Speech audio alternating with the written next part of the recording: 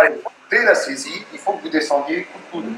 C'est le premier temps qui est très important. Il faut donc, par réflexe, qu'il arrive. Le coup de coude est destiné un petit peu à casser sa position de corps.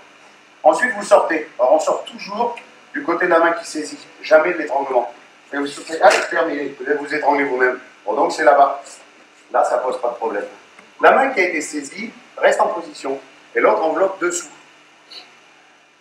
La clé va être faite par la main côté intérieur. C'est la main droite, c'est celle-là. L'autre ne fait que aider. Alors, ça sera le début du mouvement. Parce qu'après, on va enchaîner. Ce sera le début de la technique. Alors, je répète, je sais que vous connaissez bien la plupart. Hein. Donc, vous allez le travailler tranquillement en pensant qu'on va enchaîner sur réaction de l'adversaire. On va le refaire une fois encore. N'importe quel côté, bien sûr. Athémie, déplacement et contrôle. Si vous restez là, hein, l'enchaînement se fera comme ça. Allez-y, vous enchaînez votre avec la puissance faite par la main côté adversaire. Alors, on va repartir du même mouvement en supposant une réaction de sa part. Vous avez entamé la même idée de technique, et sur ce mouvement-là, votre adversaire a tendance à vouloir vous repousser. Voilà, son bras arrive à faire ça. Il est très puissant, il arrive. Alors, vous allez l'aider.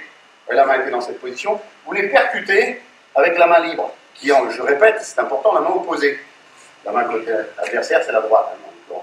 Là, c'est la main gauche. Elle vient percuter avec la fourche de la main. On vient percuter son poignet. Et ici, vous avez à ce moment-là le contraire de celui que vous aviez fait avant. Dans le mouvement précédent, vous étiez comme ça.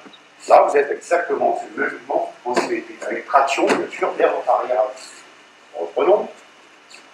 Le départ étant figé, ça va tout seul. On arrive ici. Résistance en repoussant. Je l'aide. En même temps que je l'aide, je frappe, je tire et je me déplace avec lui. Ensuite, donc j'appuie, toujours clé sur le poignet, clé sur le poignet. Une dernière fois, sens.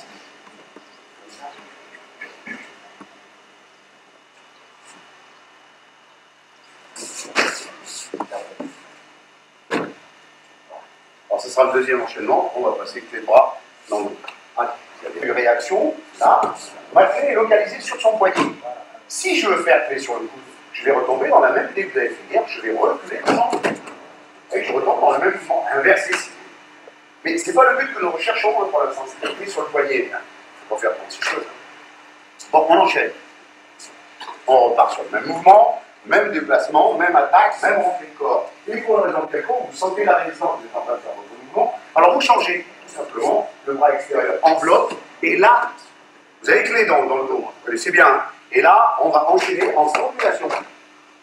Alors regardez la position, elle est toute simple, mais très, très efficace. Vous avez commencé votre clé, qui par elle-même est suffisamment efficace, vous le savez bien, pas de problème. C'est pour donner une forme différente. Le bras extérieur va envelopper son coude par-dessous. Vous prenez le col, pouce intérieur. Maintenant, vous tirez. Même début, réaction, réaction, changement. La main passe, la main droite passe, la main gauche, main extérieure.